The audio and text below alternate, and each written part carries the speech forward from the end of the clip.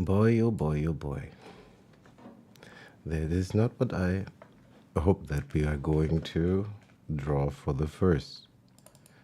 So apparently we are going to try to noodle a little bit in A sharp Locrian.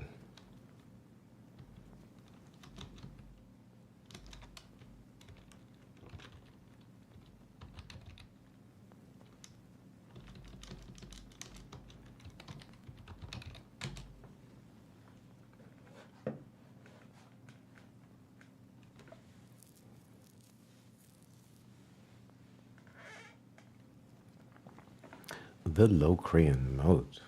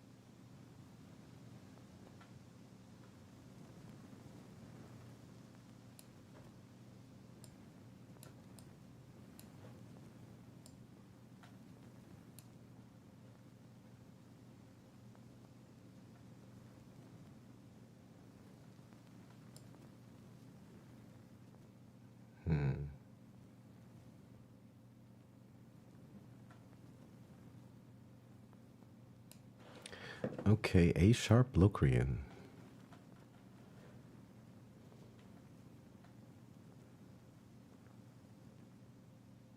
So Locrian is the 7th mode.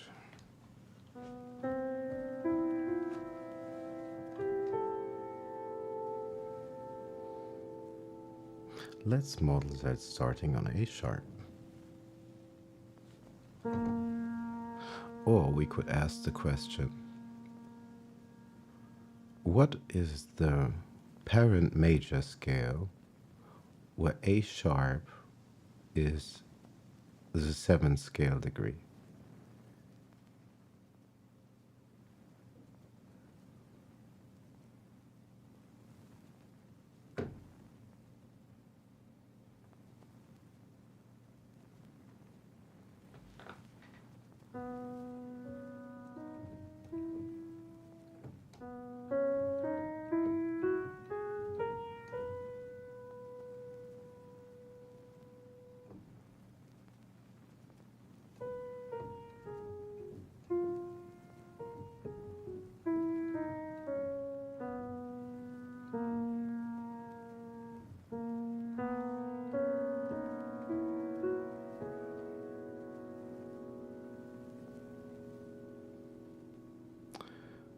If we disregard the enharmonic spelling, we could either specify this key as A sharp or as B flat, because it is only the accidental, and looking just at the generic key, it could be either looking from B and looking to the left, it would be a flat. And if we're looking from A, looking to the right, it would be a sharp. So, because the Locrian mode is the 7th mode of the major scale, we only need to ask ourselves, what is the major scale where A sharp or B flat, however we want to spell it, is the 7th note? So 1 before we get back to our home key, our root note, the tonic. So that would be B.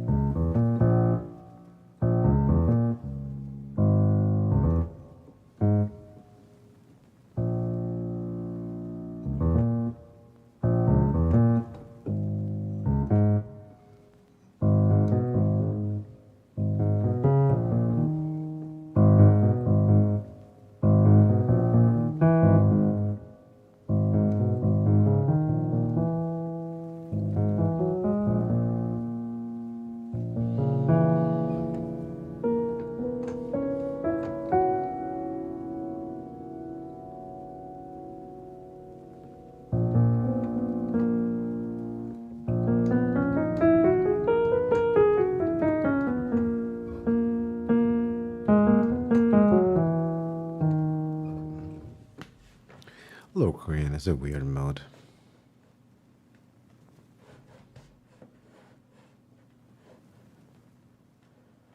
It is a super weird mode.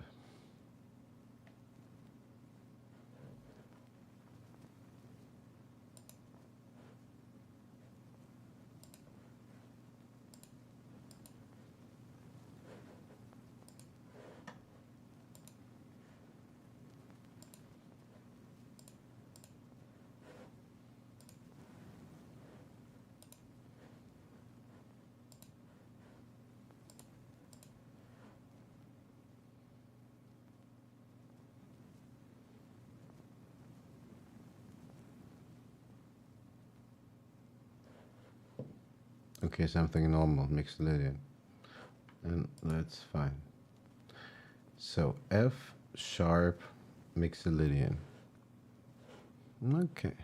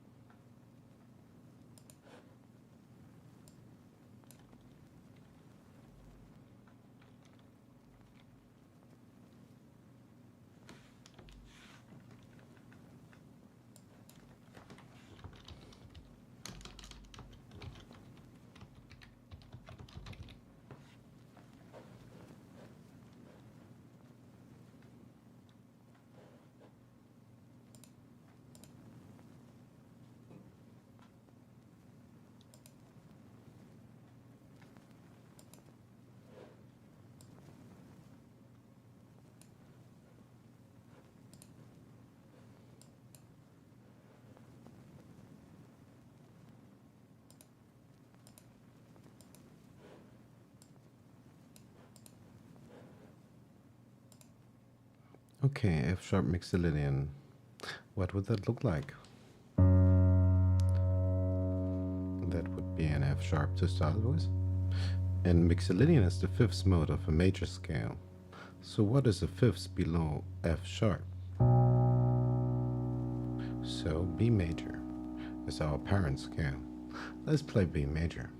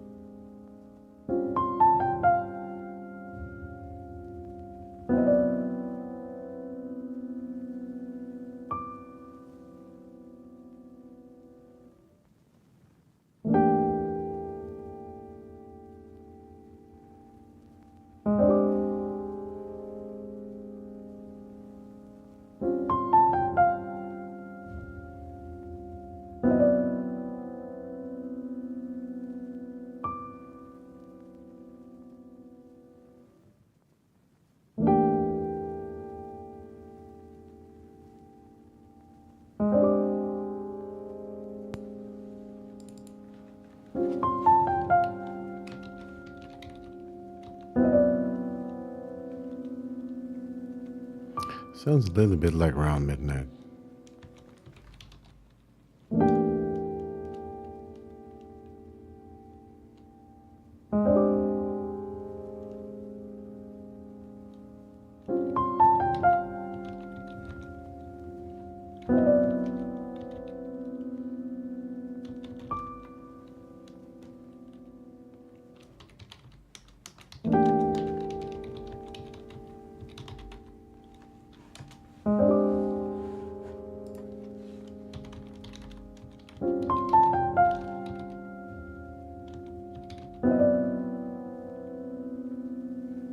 Hello there. I'm doing fine. How are you doing?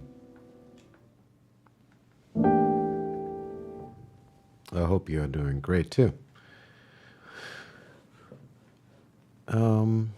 I just recorded a little blues phrase, and it strongly reminds me of something. And I'm not certain who I am lifting this off. The first thing that came to mind is probably around midnight, but I'd have to listen back and see if that's right. I'm not quite sure, but it does remind me. I've heard a couple of jazz songs. Could be.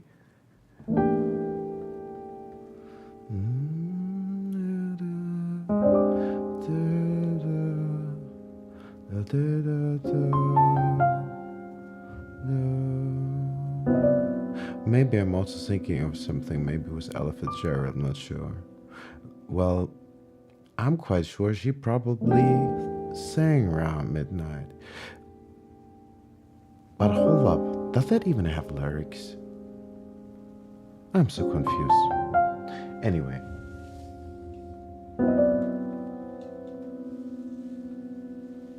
How are you doing?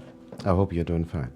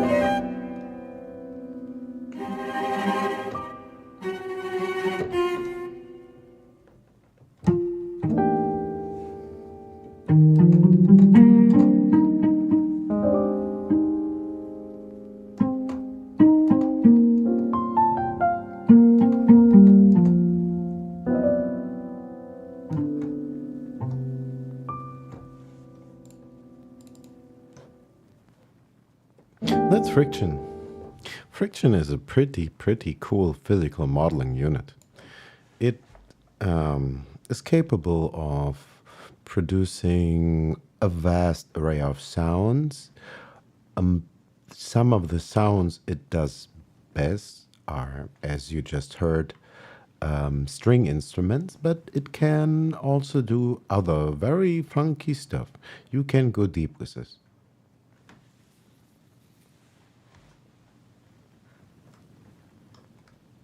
Oh, you're not seeing that much, are you? Maybe I'll make that a little bit smaller. Maybe like so. That's maybe better. But this reminds me so much of Around Midnight. Now I'm so eager to listen and see if it actually is. Is it something like Around Midnight? Ba-da-ba-da, da-da-da. Or what other song am I thinking of?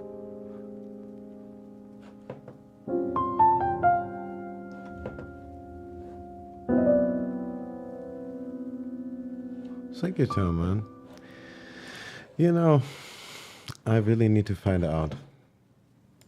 As I have such a minuscule channel and I'm not monetizing anything anyway, I don't need to worry about copyright strikes as we are not trying to profit off this. This is just kind of educational listening, of course.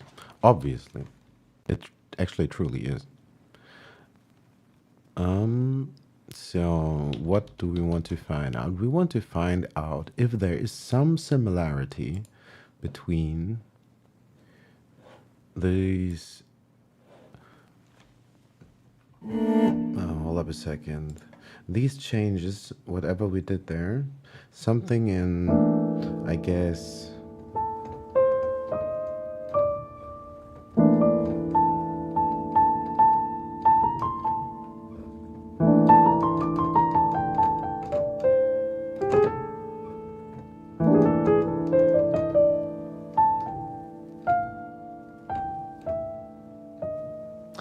What?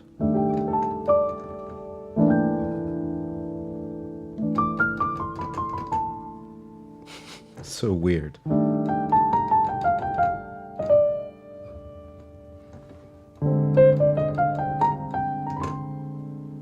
I guess we're in C, E flat mostly. Yeah, obviously.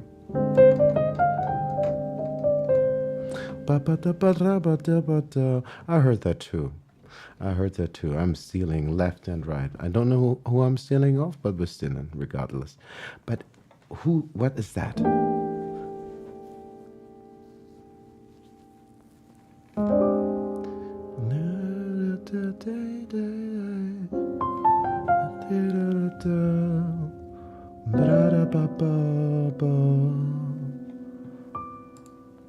Oh, here's another cool instrument.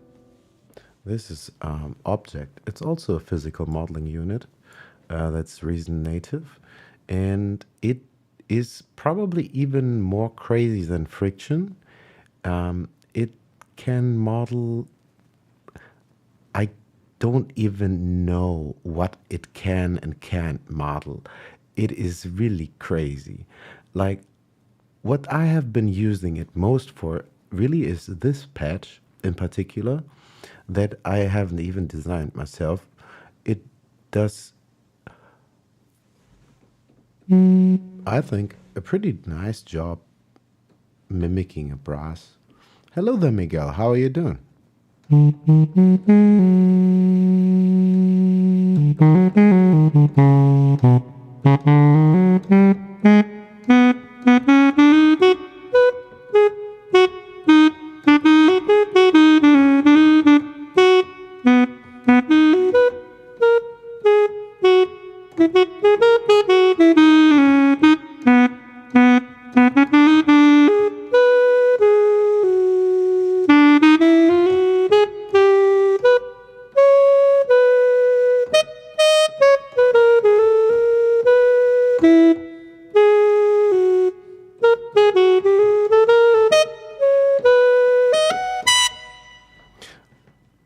Yeah, it's a fun little thing, but it actually can do crazy things. It can produce also like wood percussions very well, and also metallic sounding stuff. I can show you later or at a more suitable situation, but I thought maybe we can, because when I'm listening to this, I don't even want to play and listen if it is actually something I took from around midnight or not. I want to noodle a little bit this um, with this physical modeled brass instrument and see if we can add something to this little idea.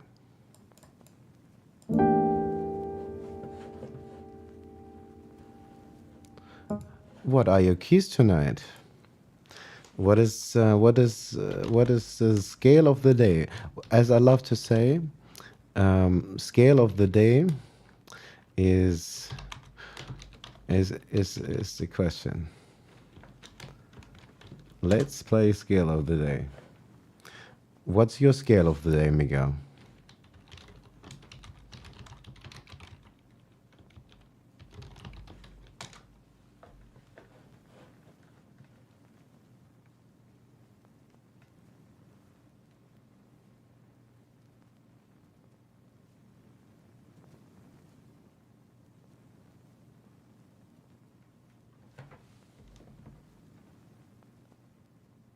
E flat major.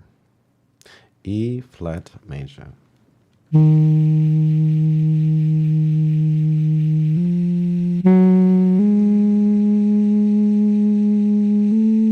Oops. Hold up a second.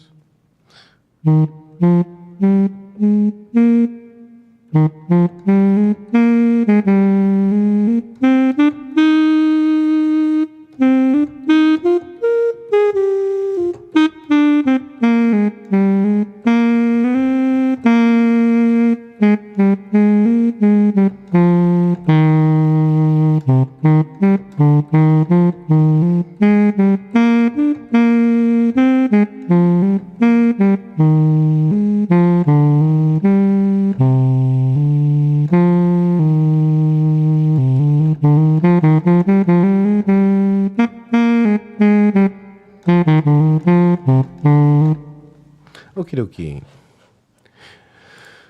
Okie dokie. E flat is a good key because E flat is C minor and C minor gets played a ton.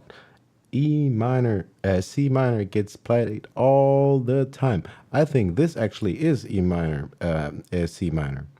You know, I'm kind of sure it actually is because, hold up.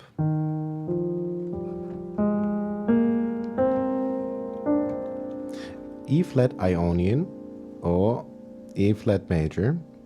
If we start the same thing on the C, sorry, I should drink maybe. I have a lisp like I have a real problem.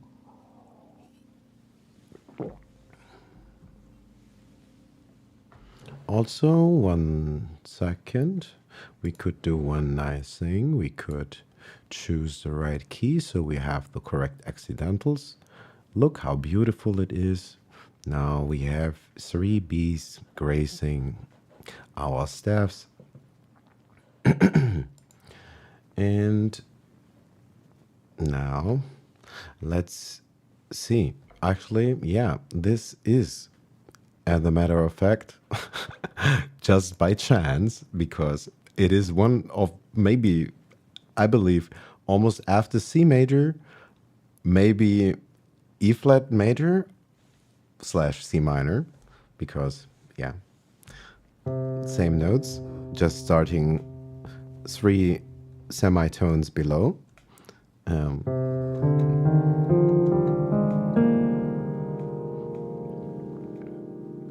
Wonderful. Okay. Um, so this is actually your scale. What is going on here in the changes or in this little idea? It may look a little weird and fancy.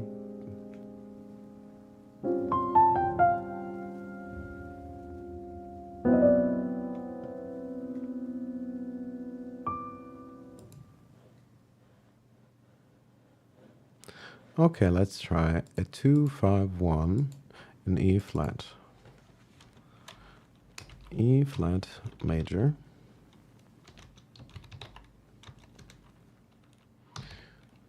A 2 in, I don't think you can see that. I'm zooming in. I hope you can see what I'm typing. E flat major. I'm gonna write it as two I's, so Roman numerals, and the small Roman numerals indicate that it is a minor chord. Then we are going to capitalize because the 5 is a major chord, and a major progression that is, and the 1 and the major progression is also major. So we could write that like that too.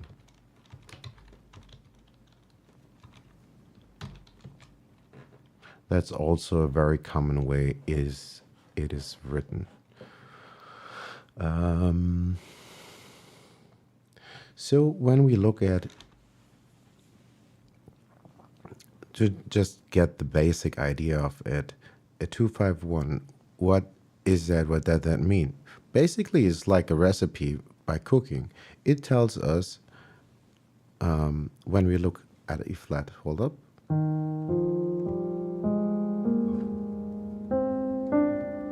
or Ionian, just another name. It tells us that we are to play a chord progression where our first chord is the second note in the scale. In our case, that would be an F. Our second chord would be the 5 chord. And then we look, what is the fifth of our root note? That would be B flat. And then our 1, that is our home key. So our progression starts on the second note of the scale with a minor chord. Because if we are looking at E flat, and when we learn to construct chords on scale tones, like, just think about on every of these notes, 1, 2, 3, 4, 5, 6, 7, and back to 8, we can start to harmonize each note by skipping every other note in the scale and stacking thirds, what they love to call it. And stacking thirds is somewhat unprecise because sometimes you will be stacking a minor third and sometimes you will be stacking a major third. And we will have to take the greatest caution to see what quality of third it is. The generic third, as it's often called, is not really enough information, mostly. It is very important to know what kind of third it is, or is it, yeah, you'll see. So to come back, when we find something like this, we want to practice E flat major. How would I go about that? You practice your scale already. Why does it sound minor? I started on the wrong note, sorry. Oops.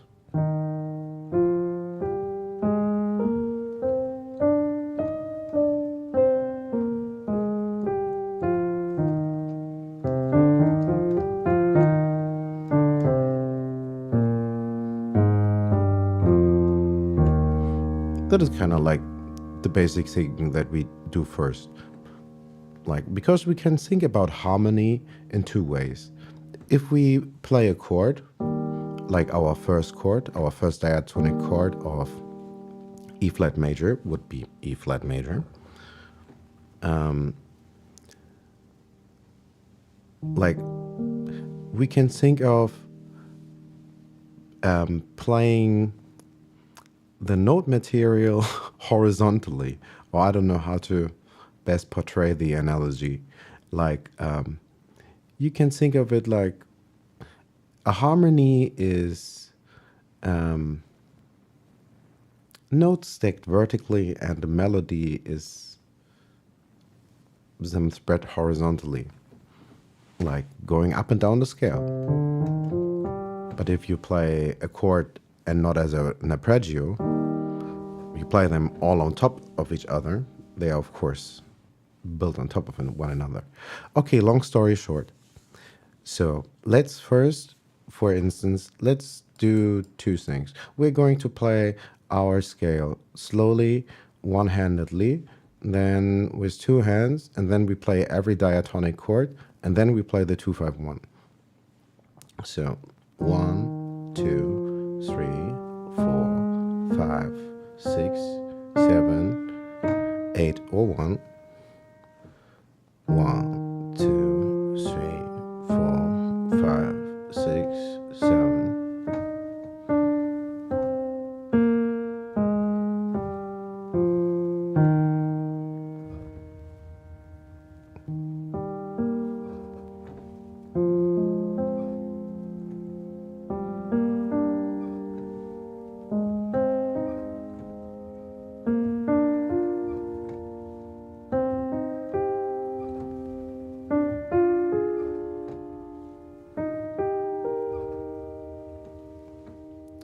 And we are getting all these chords.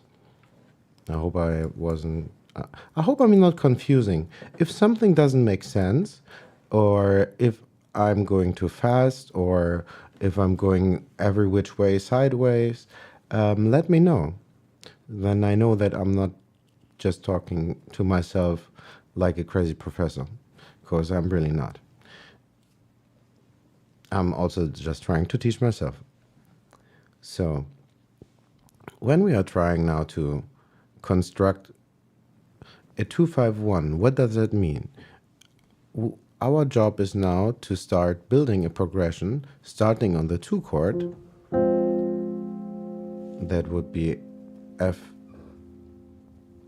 minor here, and then going to our 5 chord. What is that?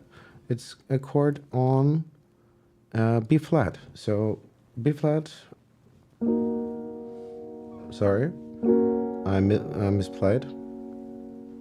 And maybe I still misplayed. Sorry, hold up. I think I played it in inversion. It happens so often sometimes. That's really bad for demonstration. I'm sorry. Let me get that right. So our first chord is what am I doing? Terrible explaining today. F minor is our first chord. I was like, no, the 2 is not a diminished. The 7 is the diminished chord. I hope I'm not losing anybody. A 2-5-1. Start with the second note in the scale and build a chord. That is F minor. Then go next to the fifth note in the scale. That is, man, what did I say? B flat minor. But that can't be, can it? I'm so stupid today, I think. Yeah, that can't be. I'm sorry. Like, I know that I'm wrong. I'm like,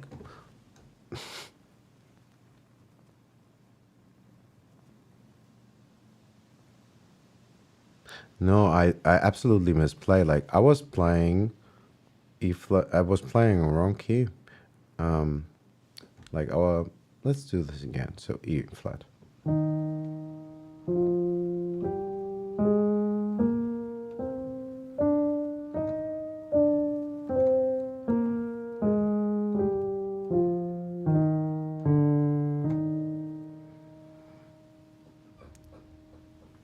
If we just play triads, 1, 2, 3, 4, 5, 6, 7. These are our 7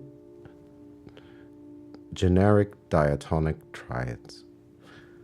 Just if we were just doing this in C, it's just skipping every other note.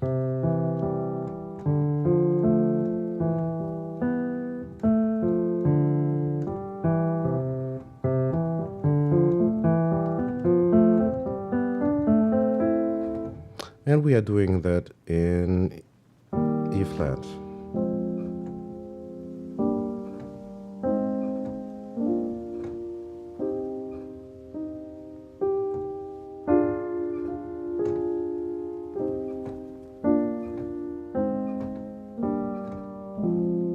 So our formula is go to the second note in the scale, that is F minor.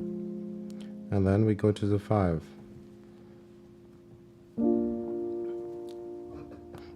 And then we go to the 1. But that is just like the very, very basic. Very often, playing it exactly like so may not be all that musical altogether. It will not be terrible, but very often playing it in root position may not be the best way to connect these chords also, for instance. Because if we try to look at it, let's say we just want to be comping with our left hand.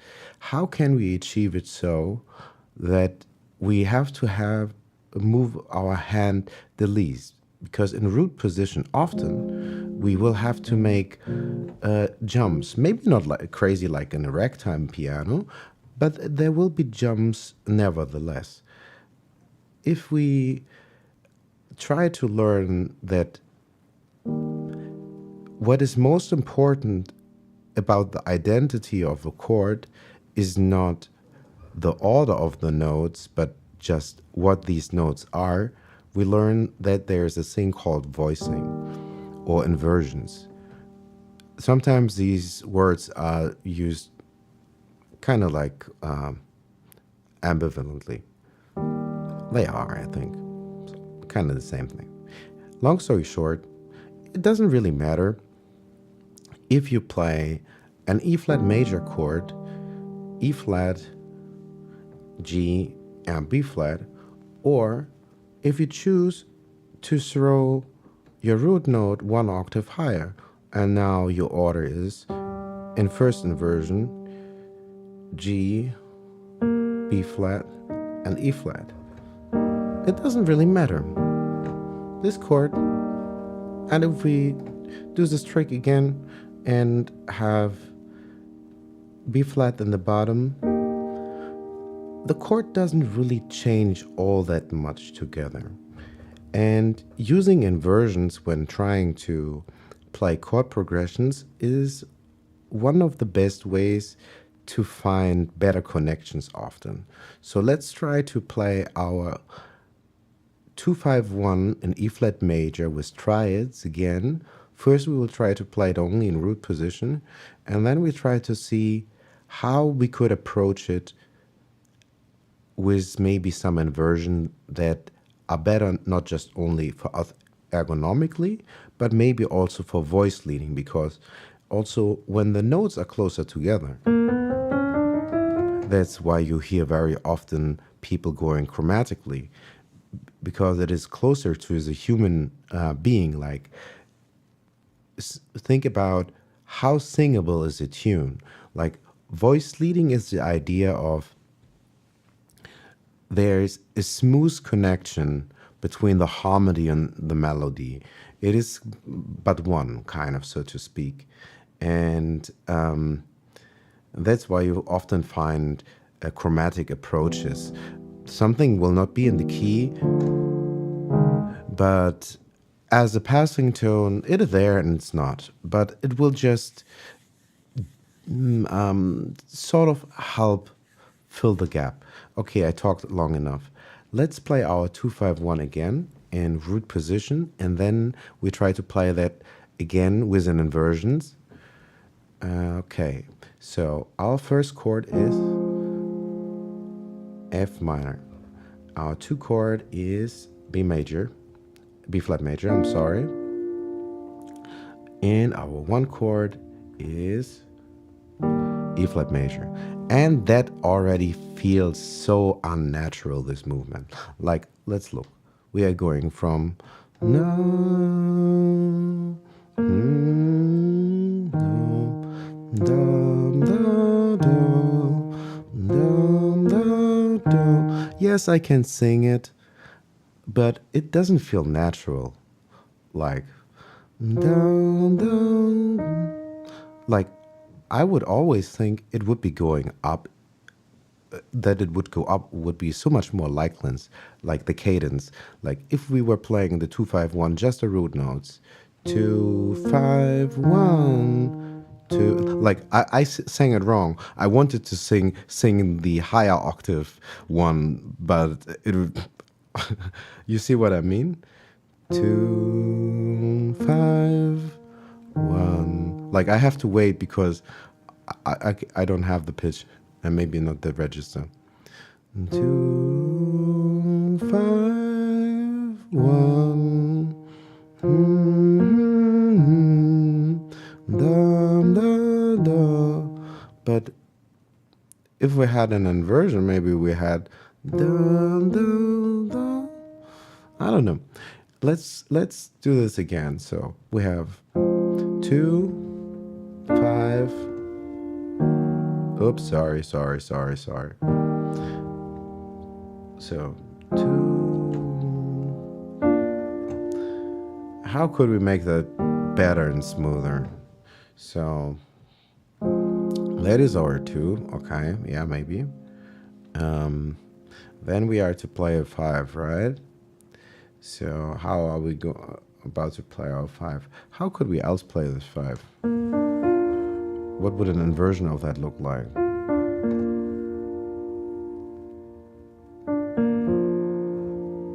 That would be a possible inversion. And look how practical that is. We almost don't have to move our hand.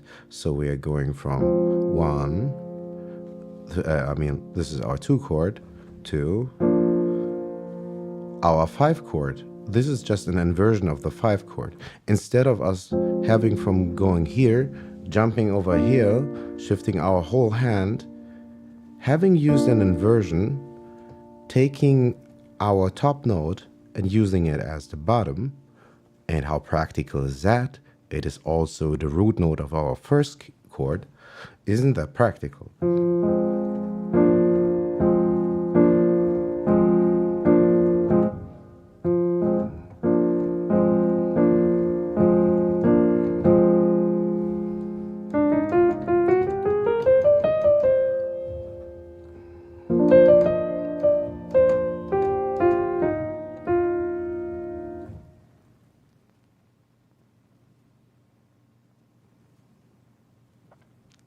if one is B flat, yes, you said your scale is E flat major, right? E flat, F, G, A flat, B flat, C, D, E flat. 1, 2, 3, 4, 1, 2, 3, 1, 1, 2, 3, 4, 1, 2, 3, 1.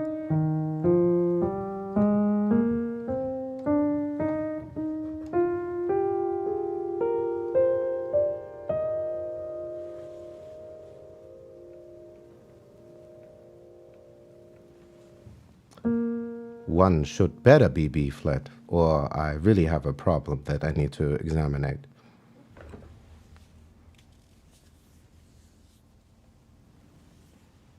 This looks like a B flat to me.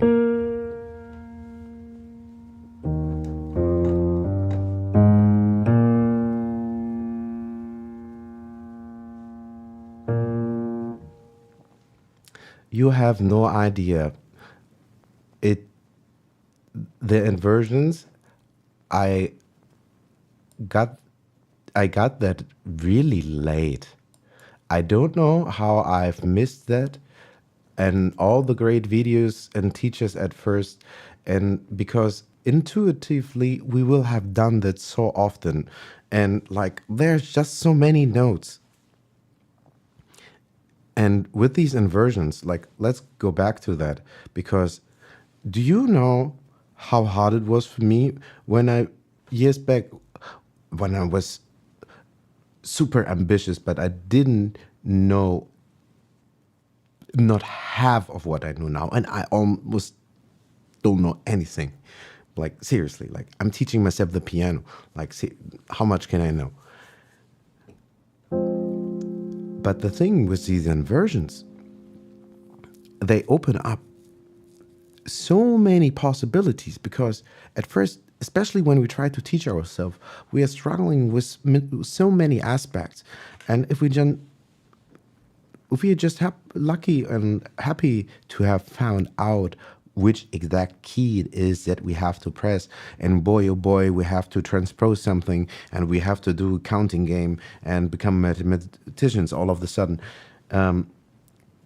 Well, looking at these things more practical and simple will absolutely help. Because if you really try this again, I believe all the theoretical stuff is mumbo jumbo if it doesn't connect with the ear and the hands. And I am quite sure almost all of these sounds in reality are very familiar to you already. On a subconscious level, we have been conditioned since before our birth. So let's do this again with inversions. Let's do these inversions again with E flat, because yes, we can hear. This is E flat, sure.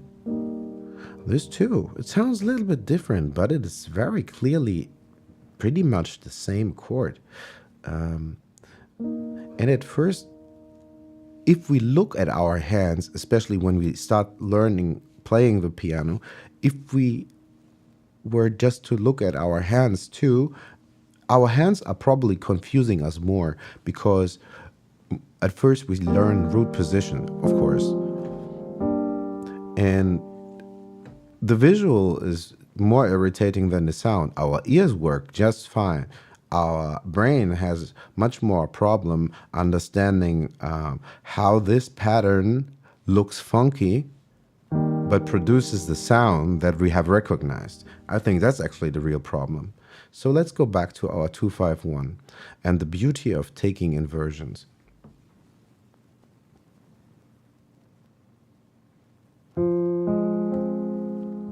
We are doing this again in root position, okay? We're doing a 251 in E flat major with triads first. And then we're gonna do that with 7 chords, because truly it's 251 screams jazz. And in jazz, there are not really a lot of triads to be found. Actually, you can kind of approach pretty much any jazz chord as a seven chords per se, if unless it is written differently. So if you were looking at a 257, no matter the key, you could just assume it would be a seventh chord. So all these would be sevens.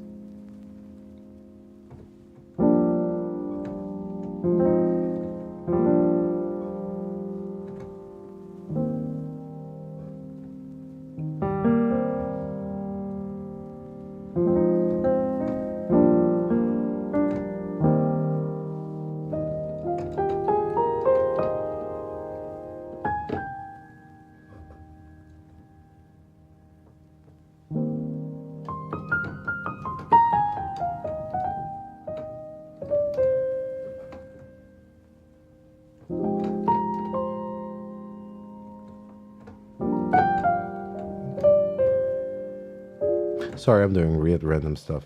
Not too random, it was all in the key. A couple of slide notes here and there, but nothing super crazy. So I kind of lost a little bit track of. I'm not super good. I try to get really good with X.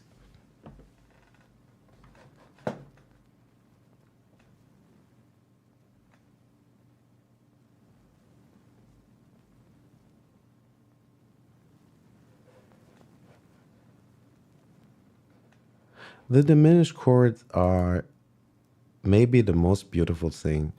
I probably will dedicate so much time. I've said this every other stream where we were focusing more.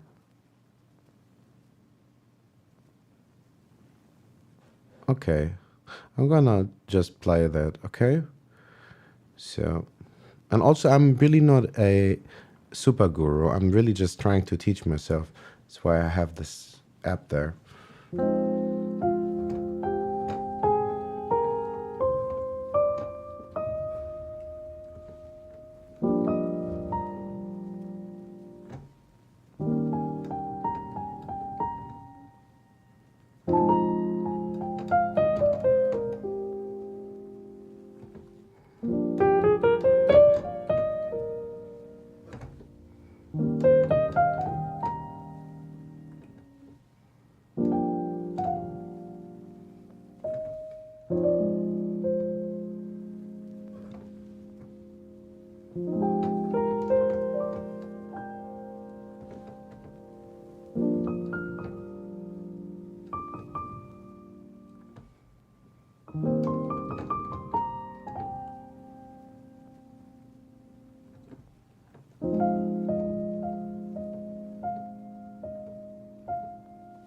Okay, that will not be a problem, I guarantee it. Let's approach this simple. I was doing a lot of unnecessary stuff. So you want to sound like that. Thank you. I feel honored and it inspires me to keep going. And I want to help you to sound like that. And if it's possible, to just sound even better. So we are playing our chord. Let's just start with our 2 chord. First, we had our 2 chord in. I will let you know in a second. I'll show you.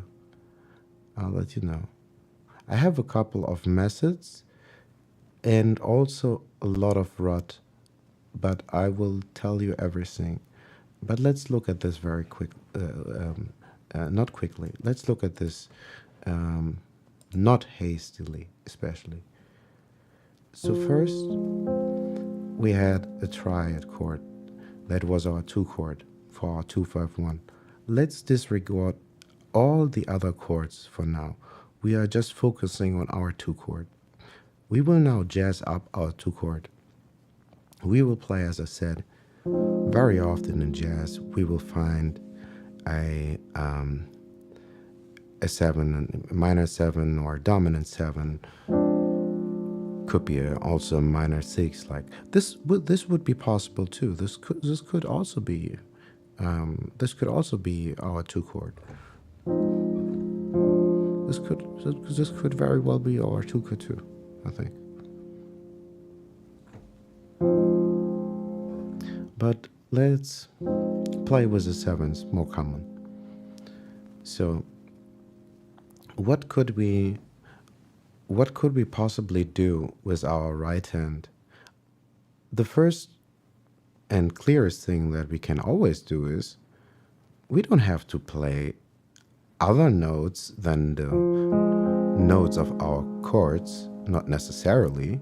So already the notes of our scale are safe to play. They will always be consonant with our harmony because it is the same note material. We are just playing it an octave higher or below.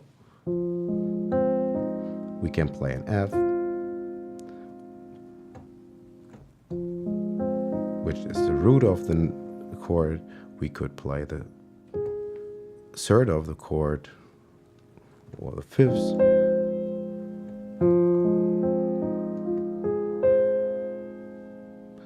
We could just mirror both of our hands. This is a very good exercise also. Let's try to learn to play. It's also called invention. We will mirror our hands if possible. Both hands will do exactly the same stuff, trying to have the same shape, like respectively, because, yeah, you know, how about this with the symmetry and whatnot. So we are going to play our 2 chord in F minor 7 as an arpeggio. 1, 3, 5, 7. 1, 3, 5, 7. 1, 3, 5, 7.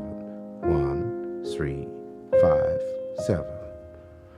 And slowly, until we get familiar, we will start slowly increasing the tempo, and then we can start juggling up the rhythm because it's all the same. It doesn't really matter how and when we play which note. We could go big, or we could go, but that of course is not very musical. We are not doing atonal jazz. So we are going to play a normal arpeggio that is not for jazz artists.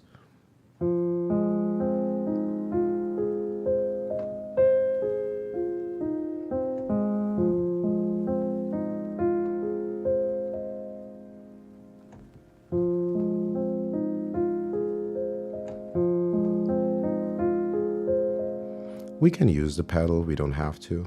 It's good exercise to not play the pedal if you don't really need to. It helps to play better legato.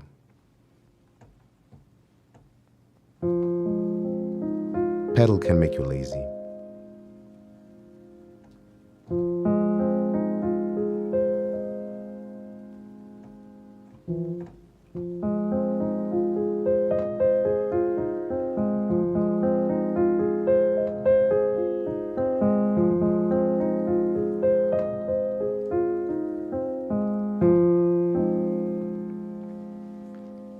Okay, what other notes are safe to play? Let's say we are only going to play leave our left hand stationary so we can explore more with our right hand.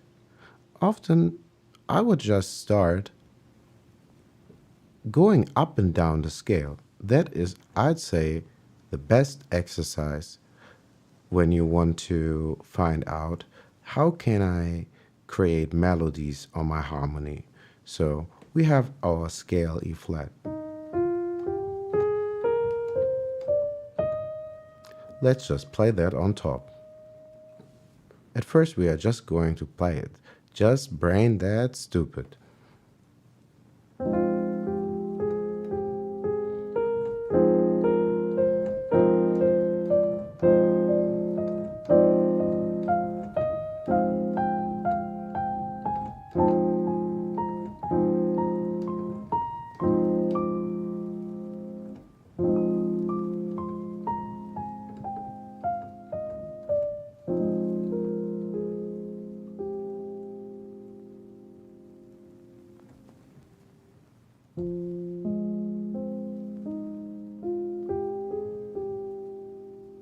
Let's think of it like it is not a chord and another chord or a chord and a melody. Chord and melody, it's all but the same. It all belongs together. Yes, of course, naturally, we will sing more and it will be more true. A chord will more or less happen at a moment and the melody happens over time. One, two, da, ba, ba, ba.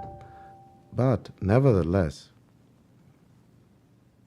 let's continue playing our scale. So we play,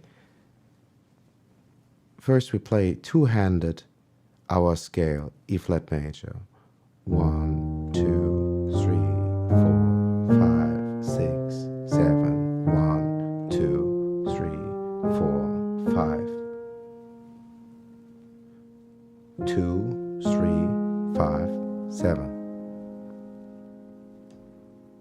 Okay, not really, not 5, 7, but from the chord. You get me. So we are skipping every other note here.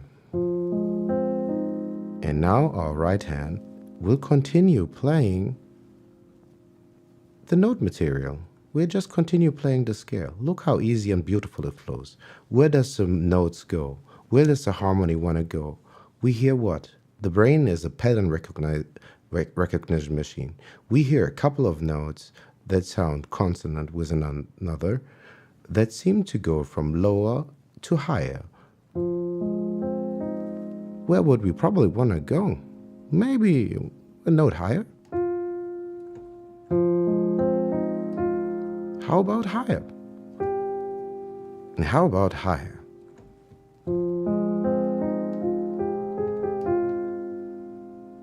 How about higher up and down and back?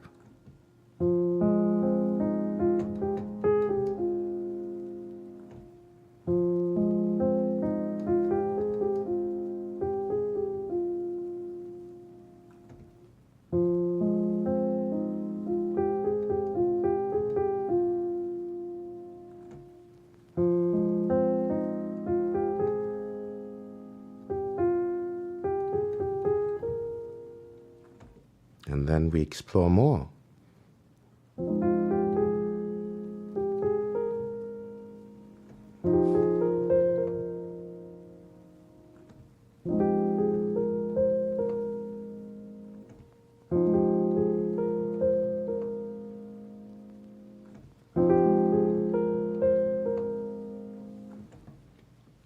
That is just an example. Before we were working on this 2-5, and what we had so far was we had played the 2-5 in triads. That was our 2. And in our second attempt, we figured out that we can play an inversion of our 5 chord and barely have to move. And we went from going from down,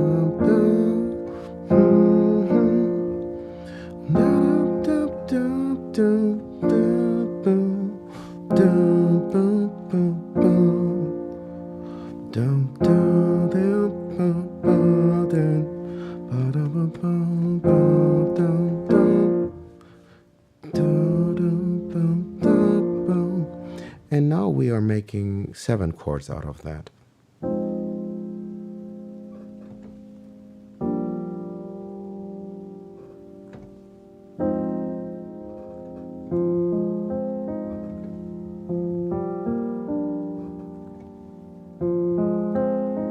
This is our left hand. F minor 7 to B flat major 6 over F, an inversion. This chord would actually look, what does this chord actually look like?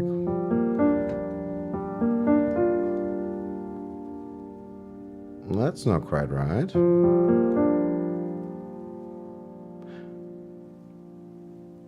B flat major 6. How?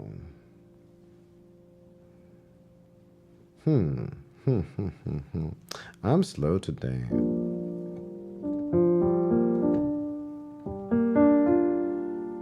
Oh yeah, also that's the beauty. No, that's actually right. I'm sorry. I'm really slow. If you are to play an inversion of a minor 7, see, if we put this F in the bottom, how we now have a major 6, isn't it interesting that the complementary chord of a minor 6 is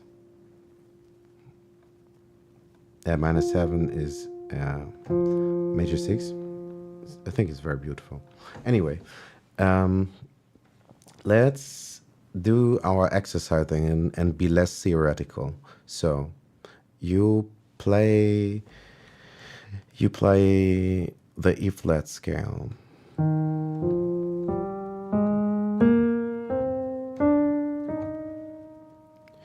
What would be cool to know also? What are scales that are very close and related to E flat? Or what kind of other interesting modes of E flats are there that can make it interesting? When we are in E flat, when we go 3 tones down, 1, 2, 3, we see we are in C minor. And maybe many of you know the blues scale.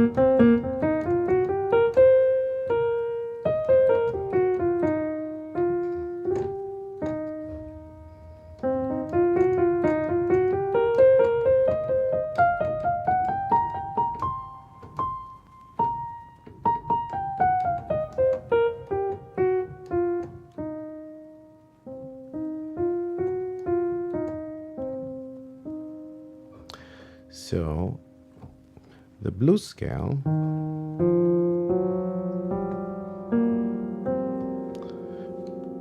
in the E flat major blues scale, to be precise, is the same notes like the C minor blues. Exactly like we had before with E flat major is the parallel of C minor. So the beauty is we always have two blues modes also. Like every time in every key that we can play major blues and we can play minor blues. It's so beautiful. You can always do pretty much anything. So let's do our 2 chord as an F minor 7, but now in our right hand we feel a little funky, we feel a little bluesy. So we will add the blues scale. We will just trying to find ideas and chords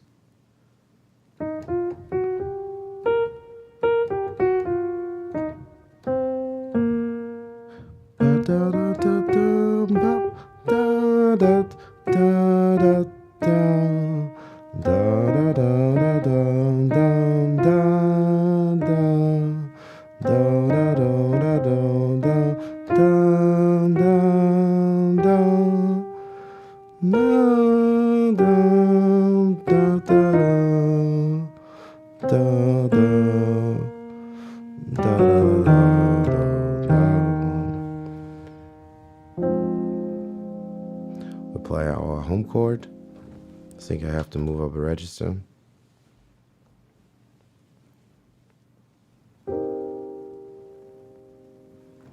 Maybe we should get a metronome into the game.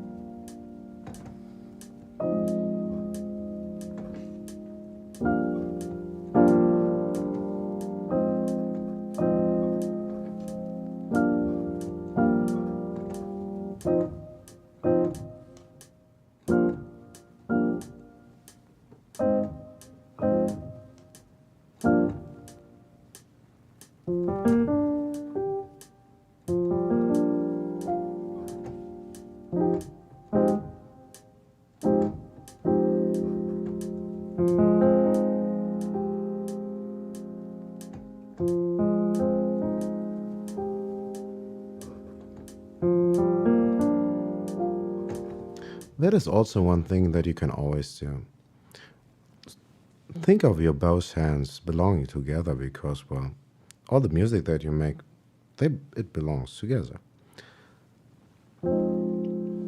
If we want to simplify our right hand and play maybe something like a block chord, the concept of making easy harmonies with the diatonic note material, stacking thirds, let's stack a third. Let's leave out one note.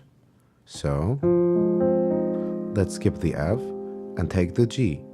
And from here, we are going to play an octave. And now we play our 2-chord progression. Let's do this again. Let's skip one and then play the octave.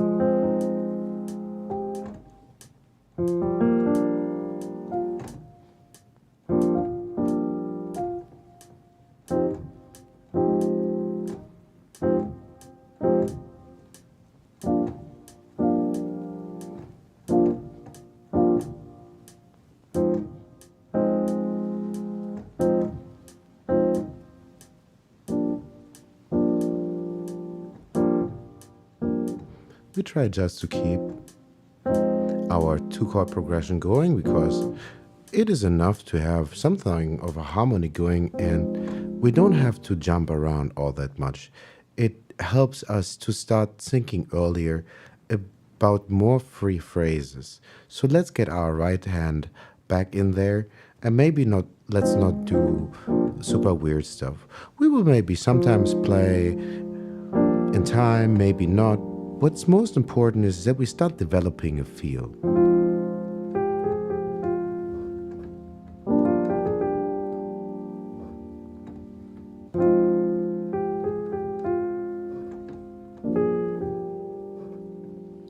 So again, like I'm thinking about just all the scale tones are available to me.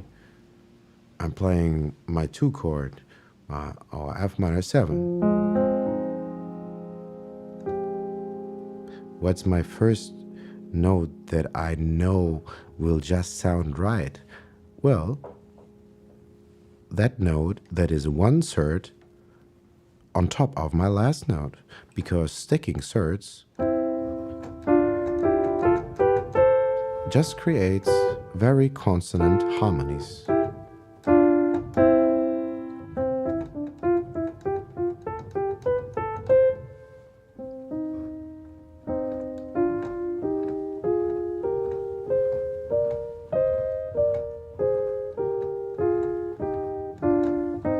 That's why this sounds all right, because it is just kind of pretty much following mostly the laws of nature. There's a little bit modulation because of the, what is it called? The equal temperament, but let's not get in there. So we have our 2 chord. We have our 5 chord, or at least I think this is our 5 chord now. This is the chord I like. But actually it is a 5 chord with some flavor. We will now try to get our blues scale in here. Our blues scale in E flat major and in C minor, which is the same notes. Let's get that in there.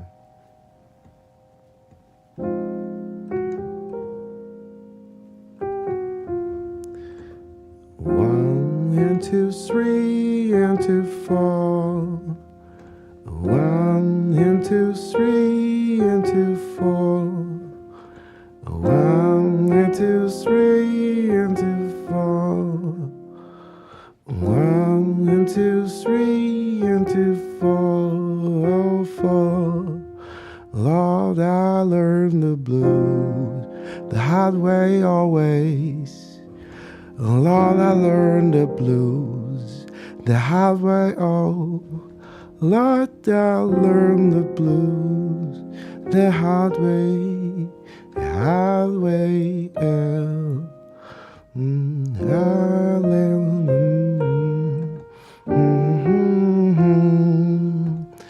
the hard way. Yeah. You get the idea. You just doobly beep ba boo. Da do da dee da do do. Dee dee da do da dee. Sorry, I can't sing. Ba da ba da ba boom dum. Da do da dee da do do. I always sing this pitch almost wrong, and there's a good reason for that, because the tritone is probably one of the most, if not the is it the most foreign? Maybe I should do my reading before I open my mouth. Let's not talk about the tritone. The tritone is not to blame. Ba, da, da, da, da, da, da. Lord, I try to do my best. Lord, I try to do my best. And then we will start putting in a trill. The blues loves the trill. Like C. 1, 2, 3, 4, 5. Da da da da da da do. And then we will play dra dra dra dra dra dro da. Ba da da da da da da da da da da da. Oops. But you get the idea. But just playing this trill faster, you can play it slow, you can play it long. Na na na da da na na na na na. Dra do do. Da da da da da da da. And on our chord change, we will go from the trill into the other chord. So on our 1 chord or 2 chord in this progression, F minor 7, da da da da da. Let's play that. Dum dum. Da da da da da da da. Da dra dra do do. Da da da da da do, da da da do do da, da da da da, tra tra tra do da da da, da da da da da da da da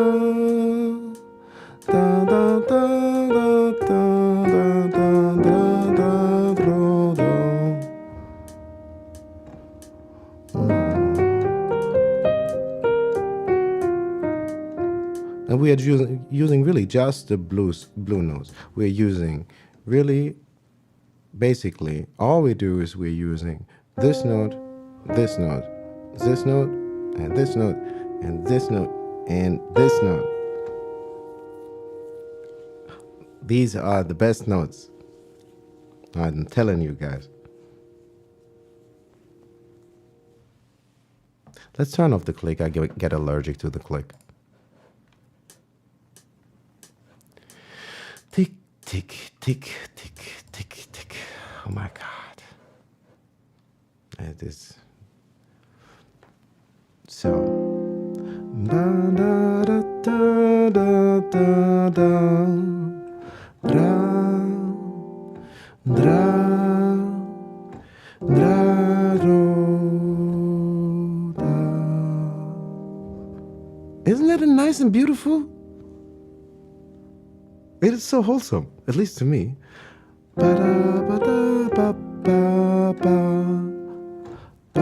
And that's also get in the rhythm, like, because maybe you think you can play it, but in reality, if you imagine you would be a blues brother, because for real, at first you think you might not be able to play this, but you can play it because you can't sing it.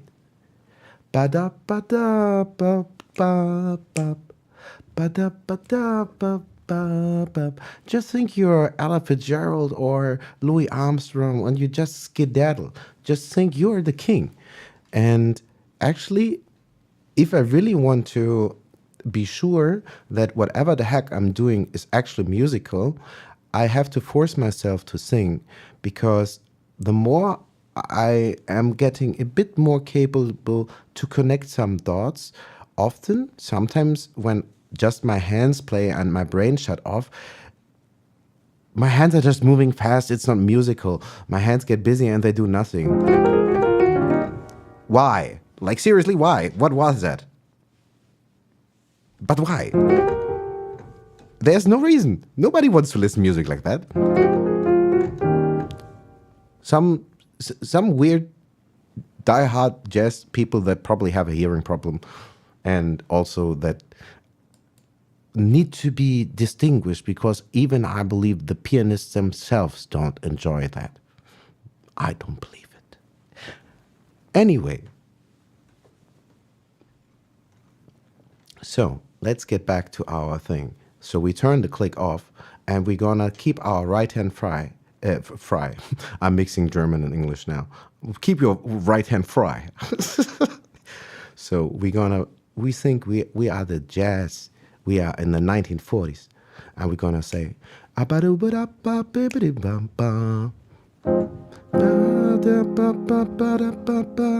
we're just grooving in, settling in. The band gets together. We're testing out, is this instrument really right? Hey, Bobby, I think something is wrong with this note. Hey, Bobby, I'm not sure if I can play this piano. Can I have another beer? Who played this piano last? I have to complain.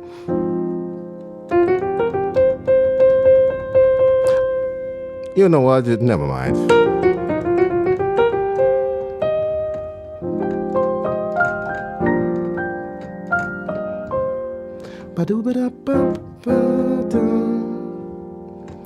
Okay, something took over me. But you get the idea. Just feel free. You can't do whatever the hell. I need to wash my mouth and stop swearing so much.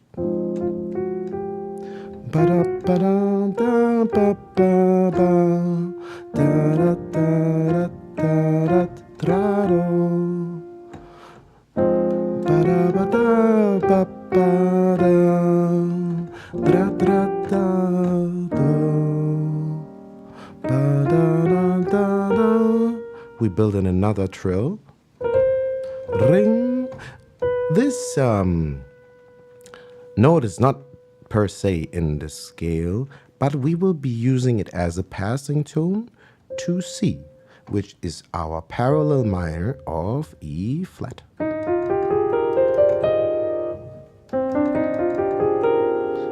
And if we have this note in between, we get to connect these two by going. Isn't it also nice? We can do funky stuff.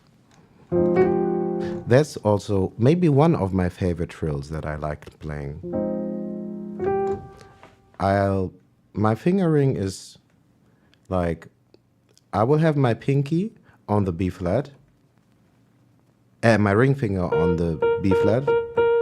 I will have my index finger on the tritone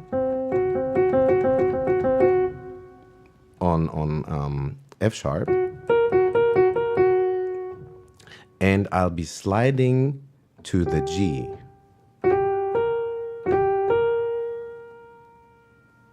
So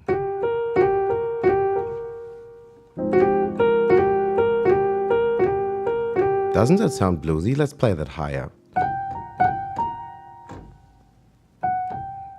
Ba-da-dee, ba-da-dee, ba-da-dee, da-do-do, da-do-da-da-da,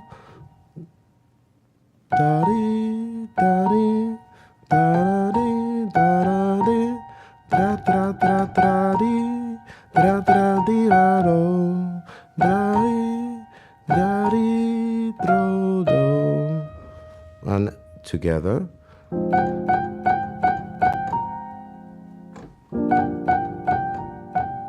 Maybe with a little bit more taste, not hacking so much. Also, you hear a lot of the noise because these keys are crazy clicky. I say this every time, but like seriously, they are half-weight. My fully weighted graded Hammer Action digital stage that sits just next to me has great action and have the mechanic where it would be appropriate that it's kind of loud. There's actually something going on. But this weighs nothing. And what am I saying? Let's play the blues. And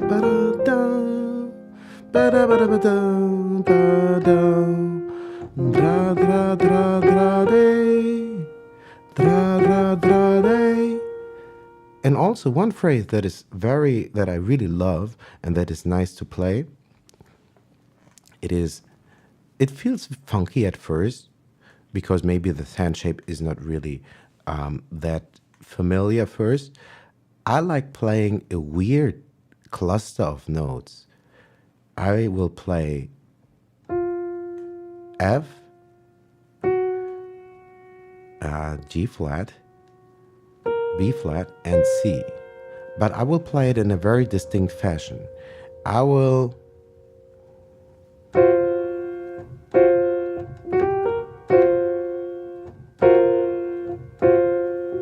and also, I'm sorry,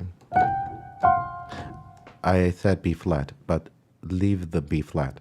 We play F, G flat, and C. But we will just hit it.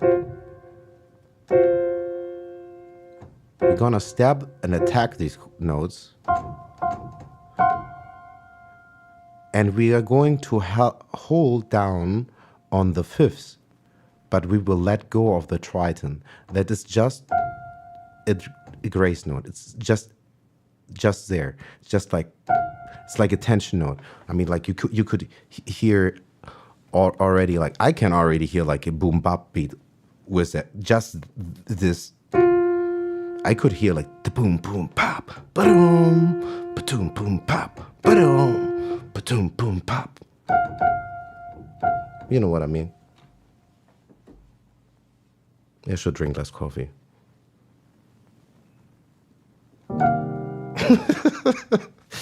Anyway, where were we? We were playing a wonderful blues. We can do some boom bop later, maybe. Oops, wrong register. Okay, let's get back to this. So let's play our 2-chord progression. That is our 2-chord F minus 7 going to a B flat major 6 over F, just an inversion of a 5 chord.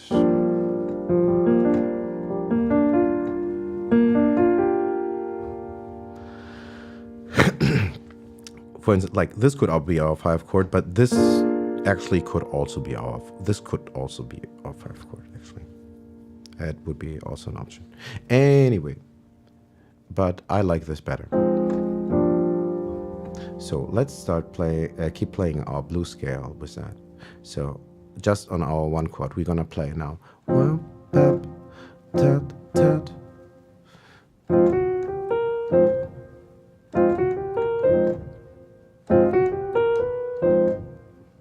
And we can alternate between and 1 and 2, 3, and 1 and 2 and 3, like with 1 extra.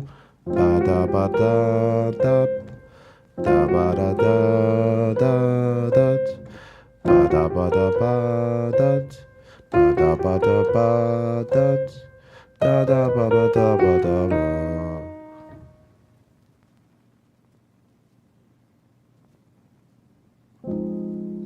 Yes, the beauty of the major 6 is a major 6 is kind of an inversion of a minor 7, isn't it? If we put our bottom note down here for 1, we have an inversion that's now a major 6. Let's invert that in the other direction. Let's put our G in the top. Also in this inversion, we have a major 6 now. Let's invert that another time. Let's find another voicing, because nothing is more powerful and beautiful. Once you start getting around learning inversions, you will see everything on the piano is so closely related. At first, the idea about like inversions, and when I started to understand, like, hold up a second.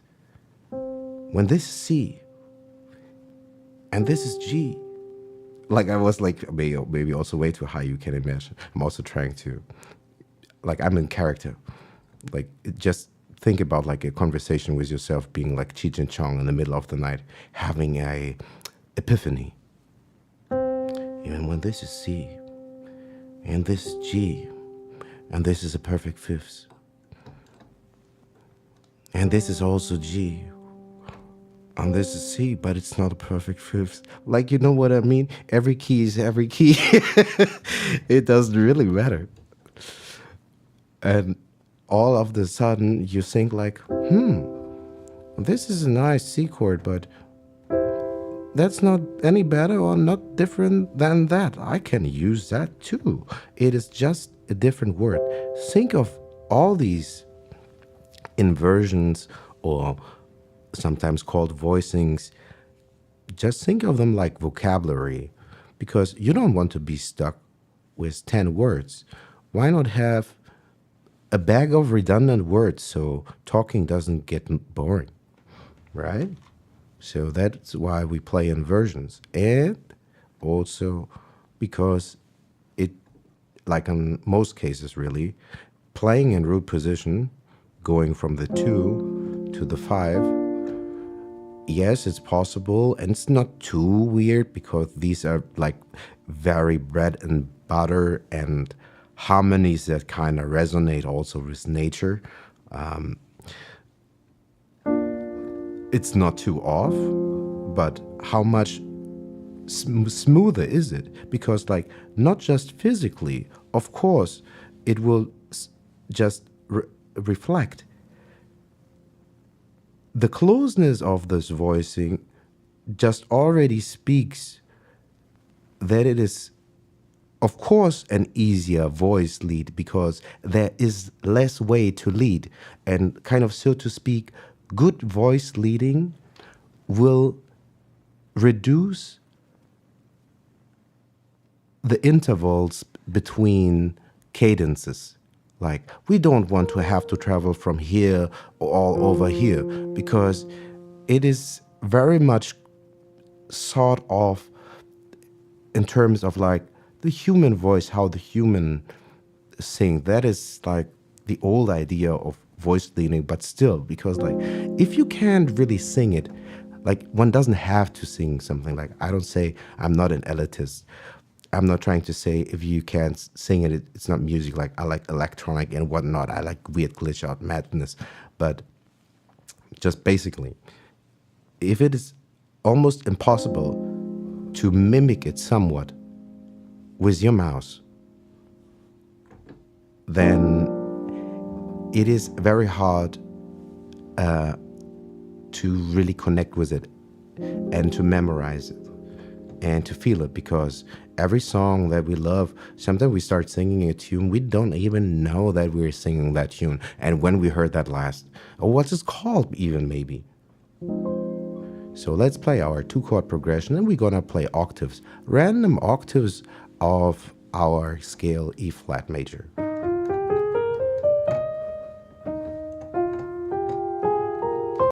But one more thing, how could we go about making these octaves maybe sound a bit more professional and less random? Let's do our game again, sticking thirds, always skipping every other note.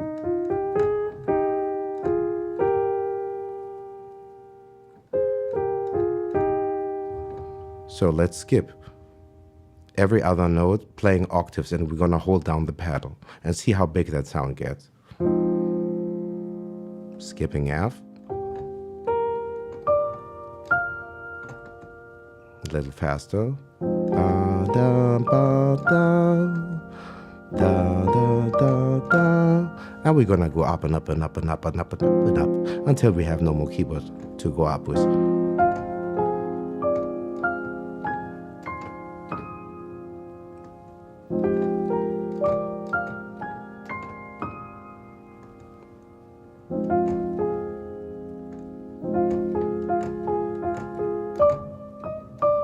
And we're gonna make up a random figure. Da da ba da ba da da ba ba da ba da ba da ba da ba ba da ba da ba da ba ba ba ba ba ba ba ba ba. And then we make up a new finger. Da da da da da da da.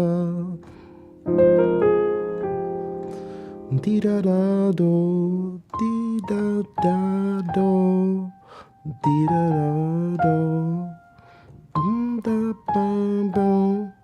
C B flat. Okay, that's difficult to hard. It's difficult to sing it when it has 2 syllables. C B flat. You know, dee da da do, dee da da do. Da da da do, da da da do, da da da do, da da da do. Chord change. Da da da, da da do. Chord change. Da da da do, da da do, da da do, da da do, da da do. Da da do, da da do, da da do, da da do.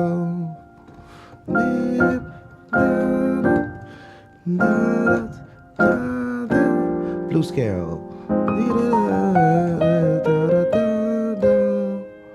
Slide note. Octave.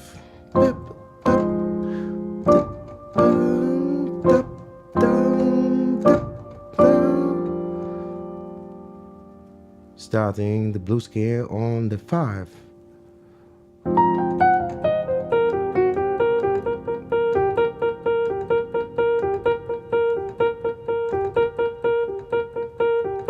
Trying to forget about our hand. See that, trying that we can just forget about our hand and think like, you know what? You do what I say. Hand, you are just to keep playing this figure. And I kind of abandoned the mission while talking. I wanted to disguise it. I can't really do that. I have to practice too. But you get what I mean. Say it again. So you pronounce 9s.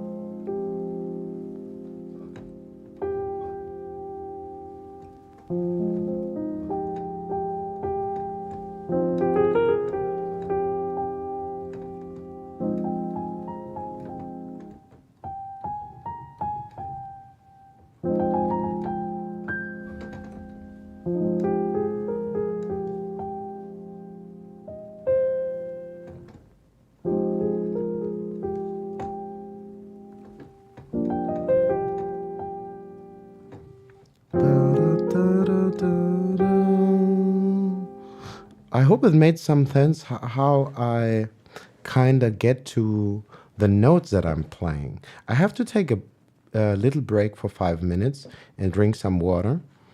I hope I made some sense. Like, I try to get better at explaining and not making it confusing, because sometimes I love constructing weird, unnecessary, complicated sentences, and I try to forbid myself to do that. Long story short, my head and brain is smoking, but we are on fire. But let's take five and refresh, because sitting is the devil. We are all sitting way too long of a time, uninterrupted, glued to the what I like to call the wall is dominated by the glowing rectangle. That is any kind of fucking display that we have nowadays in our face 24/7. Long story short, let's take a break and regroup, or whatever. Peace. See you in a little.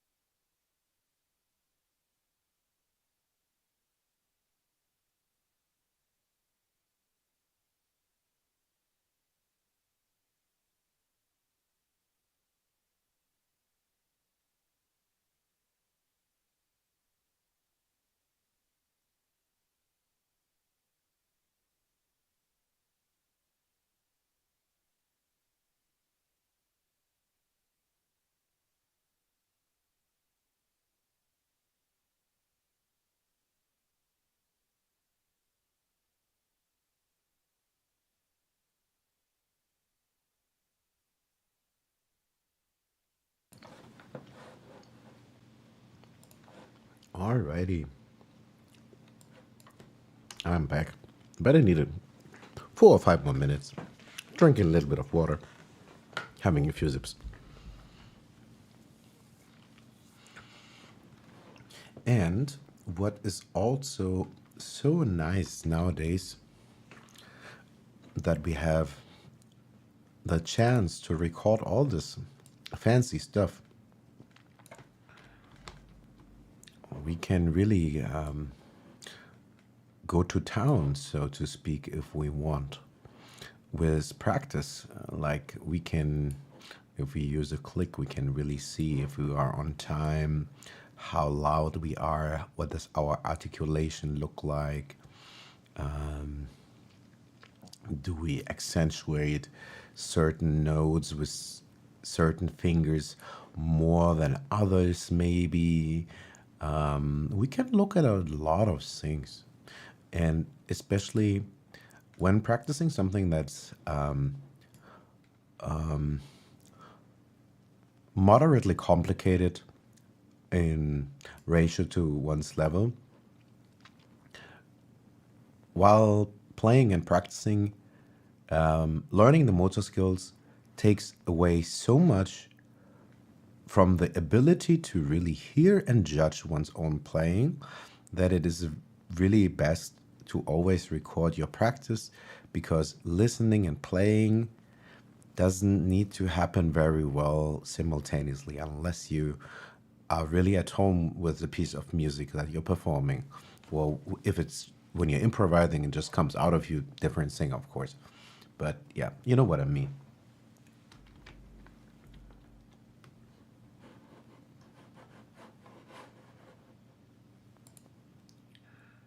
Okie dokie. So maybe listen a little bit to what we have there. I still think my ears need a little break. So you said nines are your favorite things, yes?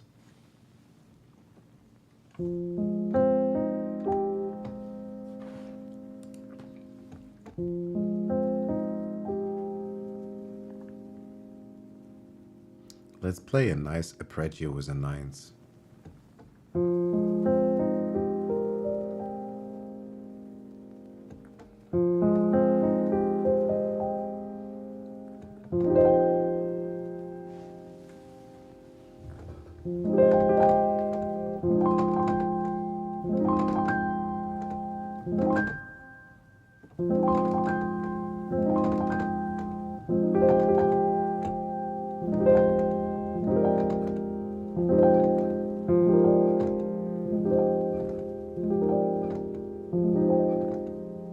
We are playing, in our left hand, we play our 2 chord F minor 7, and in our right, we play another chord, and we are all playing them a little bit rolled. Not completely straight, but a little bit rolled.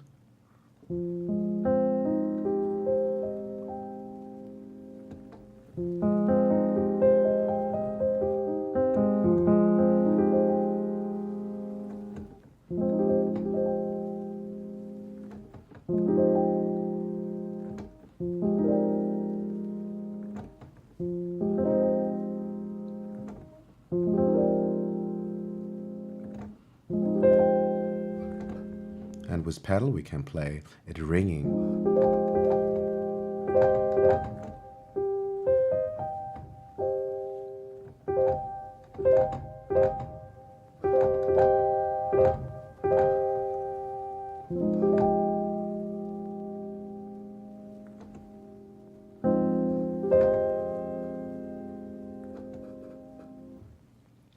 You said you like to play the minor chords, right? The ninth chords. I like them too a lot. That's really a nice sound. I like it too.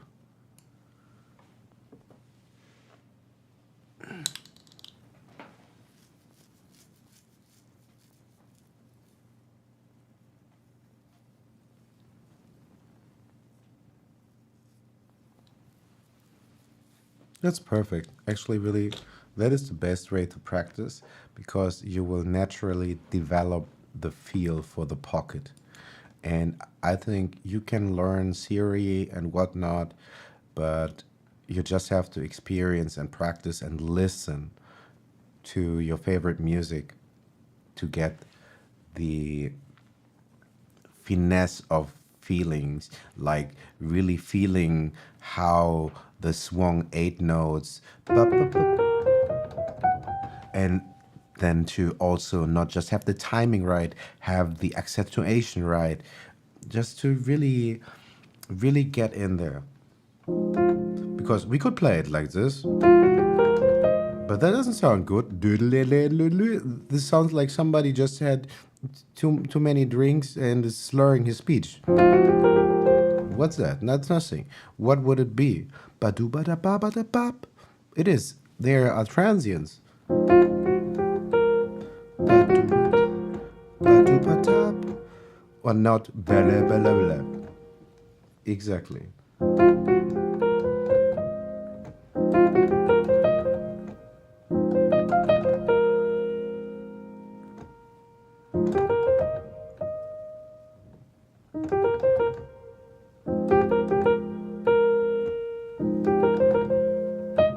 Not to say that there's not a place to play legato, but you know what I mean.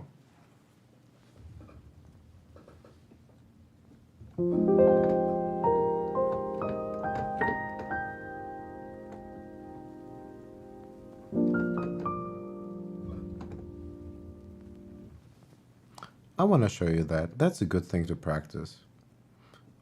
F minor 7 in the left hand. And in the right hand, we have C minor over G. Would actually look like this.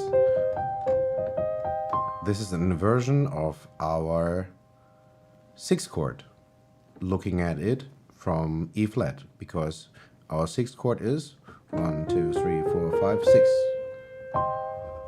But we just play an inversion.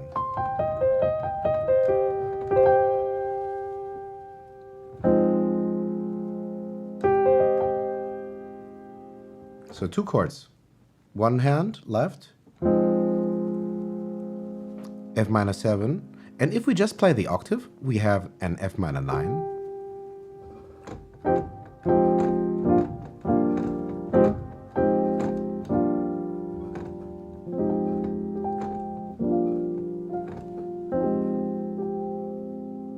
But now we are going to play an arpeggio, and we are going to play it like a concert hall pianist that wants to sprinkle his angel dust.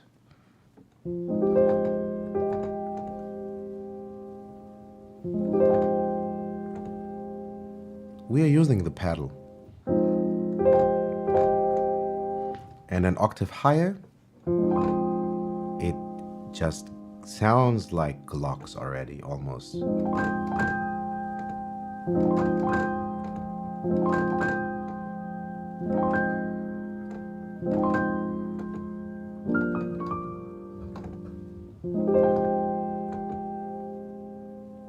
And what am I doing afterwards? So F minor 7 one hand, arpeggio super fast the other hand. You could just do a step if the roll is too difficult.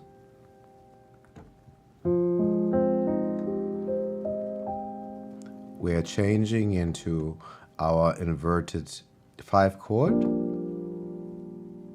And now I let go of the first note from our right hand chord and start playing a melody.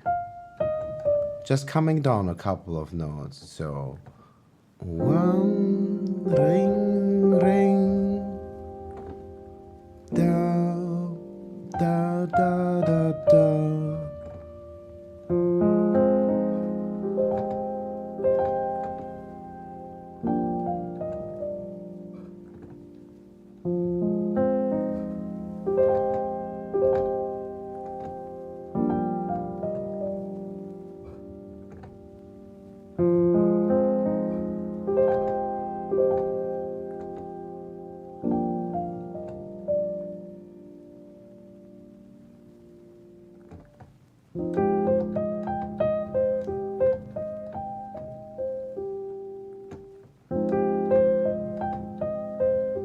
gonna make our hand comfortable to play this arpeggio and to move position.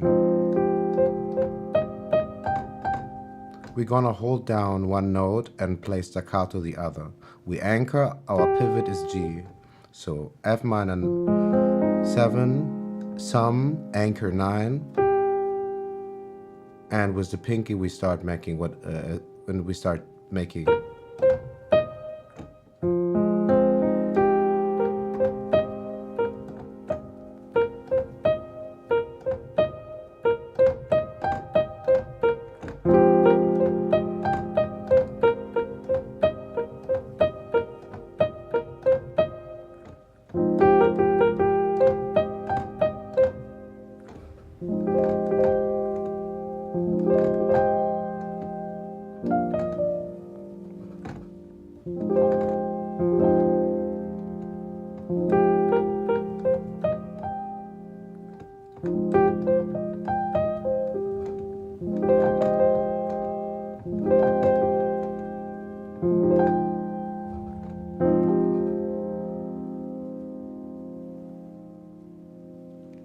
Yes, because look, it is just counting. All these fancy numbers, the nines, it is nothing saying like it would be 2. We are just counting. See, this is 1, E flat. This is 2. This is the 3. This is the 4. This is our 5. This is our 6. This is our 7.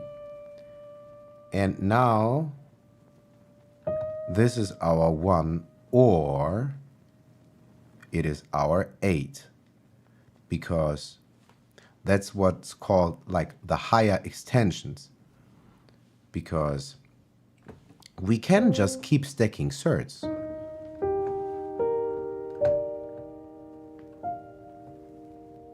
Like if we skip every other note, we see, oh, interesting, that is a major third. Okay, that is E flat. So, and what is that? Why is that 7? Because this is the 7th note. 1, 2, 3, 4, 5, 6, 7. This is the 7th. The octave again would be the 8th. F would be, hold up, the 9th.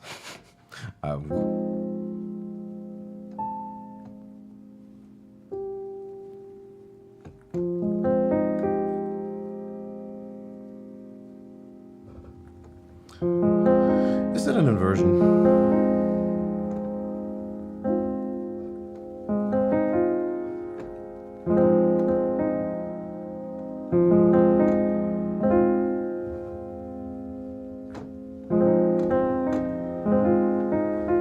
One second, sorry.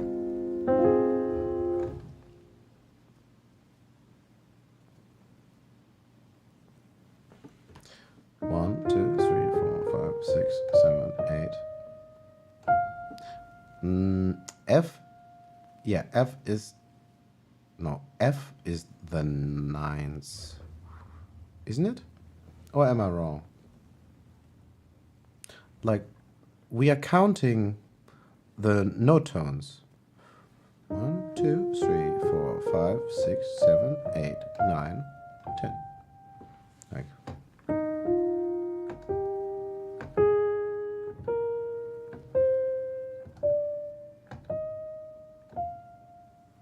because there are no other notes played, it will interpret it differently, but let's say we played E flat and start.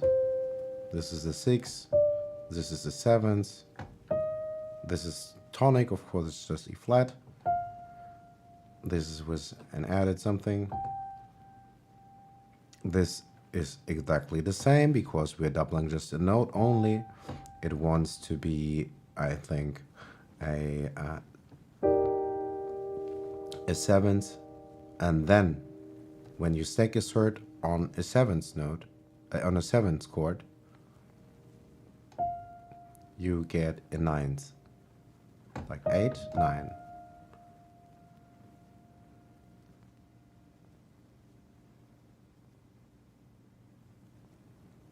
if you have a minor, if you have a chord with a seventh and you add a third to that interval, you get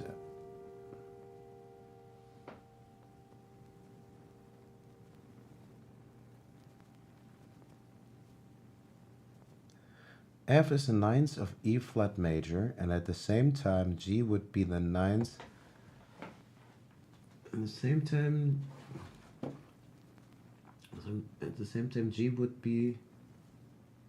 I can't read. I need my glasses. F9. F is the ninth of E flat major. Yes. At the same time, the note G would be the ninth of an F minor chord.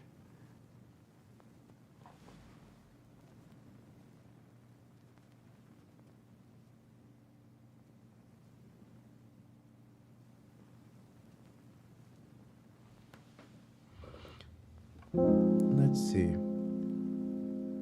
So 1, 2, 3, 4, 5, 6, 7, 8. We have a seventh.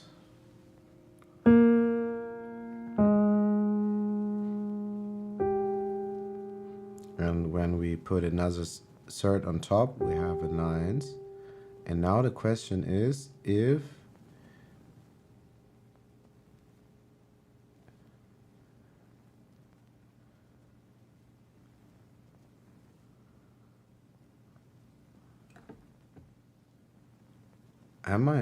I think I don't get the question right. F is the ninth.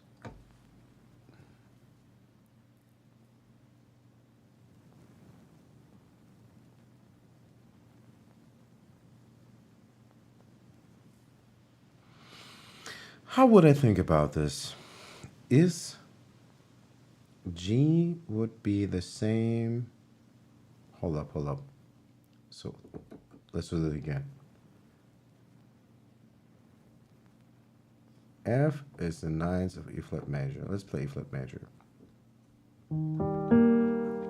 That's E flat major. Okay, we also have to play a seventh, otherwise it won't spell. So we have to play the third before that. We can leave out the third or the fifth, doesn't really matter. We can play it without a 5, and I thought you can play it without a 3, but it seems to want to play the 3.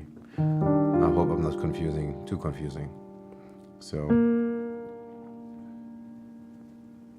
F is the 9, and if we were playing E flat minor, how does E flat minor look like?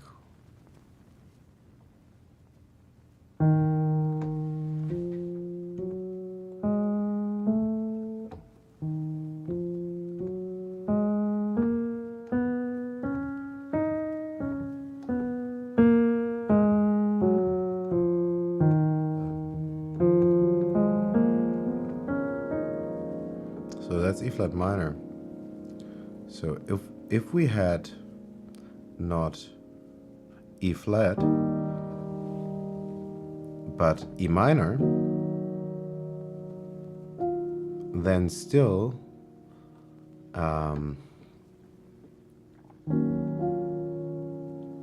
F would be our ninth.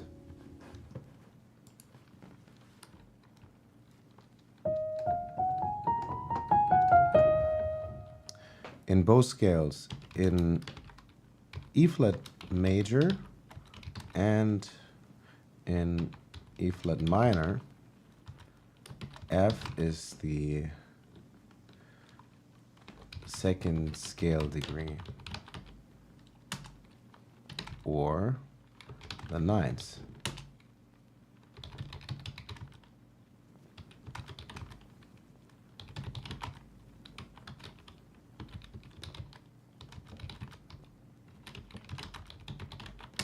I'm sorry, it took me very long to understand this question, but as I don't have a PhD in music pedagogy, I don't want to be sharing false information, or even worse, hurtful information that has to be unlearned. So I try to double check in if any of you out there are like super music theory gurus that are cringing because you know better. You are very welcome to share your knowledge.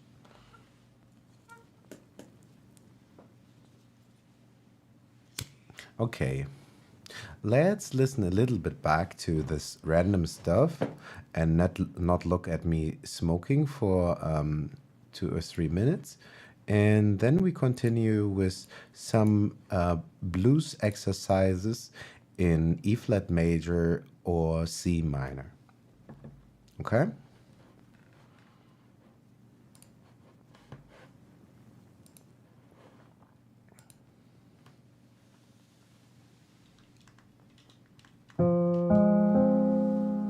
No, no, no, no. Let's mute this there. Very, very good.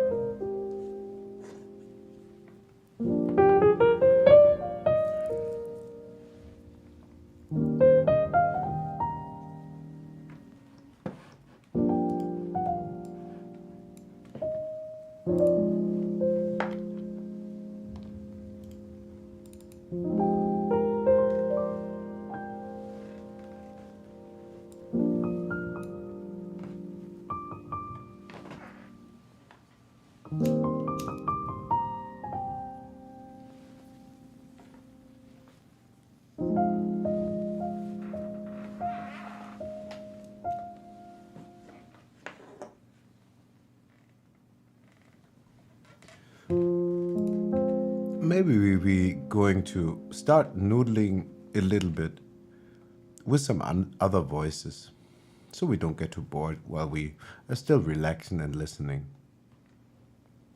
Trying to jam with ourselves. Emulating, trying to play in unison, complement, call and response.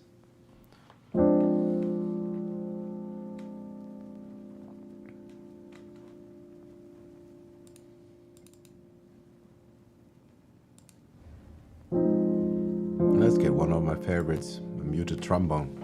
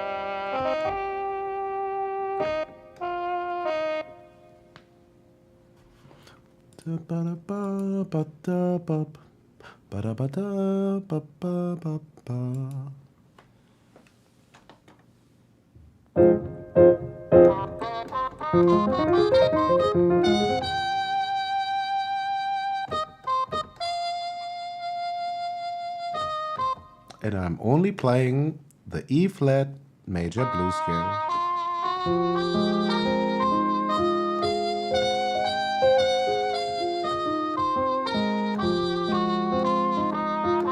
And you can actually do that if you want to, just with 3 fingers.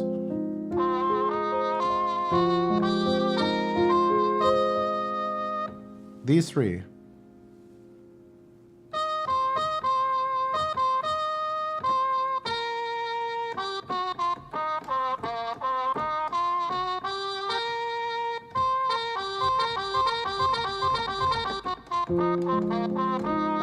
But use the other fingers too.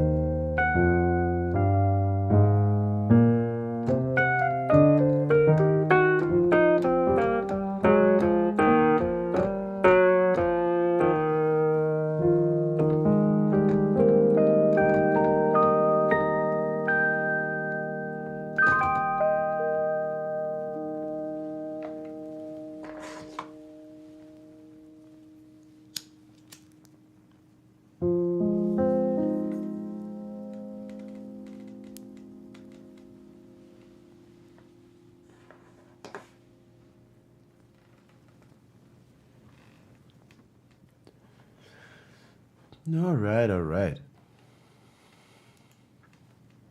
And with a DAW, it's super practical. You can kind of record your left hand, choose an instrument that is going to be your backing band, and then you can practice and you can choose any tempo, you can put on a click or not. You are so, like, we are so blessed in this time to have this technology available to us.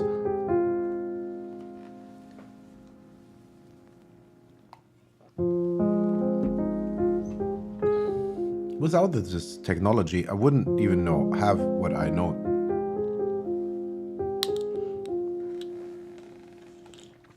Not to mention the hours I spent on YouTube.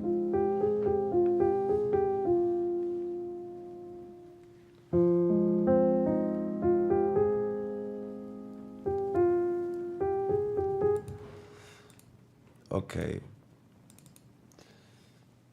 So, blues, motives, and phrases in E flat, C minor. I will always capitalize a major key, and I will always use lowercase for a minor key. Also, that is quite common in literature.